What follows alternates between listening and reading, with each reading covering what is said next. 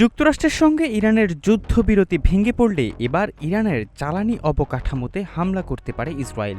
Israeli সংবাদ মাধ্যমের খবরে বলা হয়, চলমান পরিস্থিতি পর্যালোচনা করে এর মধ্যেই ইসরায়েলি বাহিনী যুক্তরাষ্ট্রের সঙ্গে যৌথ হামলার প্রস্তুতি নিচ্ছে। একজন ঊর্ধ্বতন কর্মকর্তার বরাত দিয়ে ইসরায়েলি সংবাদ মাধ্যম মারিভের প্রতিবেদনে বলা হয়, যুক্তরাষ্ট্র বর্তমানে ইসরায়েলি বাহিনীর সঙ্গে ঘনিষ্ঠভাবে সমন্বয় করছে।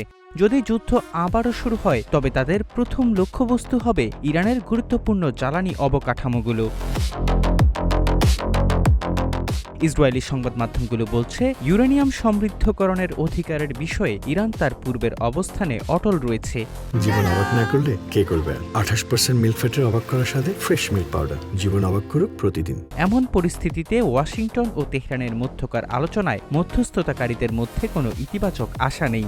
গত 28শে ফেব্রুয়ারি ইরানের উপর যুক্তরাষ্ট্র ও ইসরায়েলের যৌথ আগ্রাসনে ৩৫০০০-এর বেশি মানুষ নিহত হয়। তেহরান এর জবাবে ইসরায়েল এবং মধ্যপ্রাচ্যের বিভিন্ন দেশে থাকা মার্কিন ঘাঁটিগুলোতে হামলা চালায়। পরে ৮ এপ্রিল পাকিস্তানের মধ্যস্থতায় ২ সপ্তাহব্যাপী যুদ্ধবিরতিতে সম্মত হয় ওয়াশিংটন ও তেহরান। কিন্তু সেই আলোচনা কোনো চুক্তি ছাড়াই শেষ হলে ইসলামাবাদে আরও এক দফা আলোচনা আয়োজনের চেষ্টা করছে পাকিস্তান।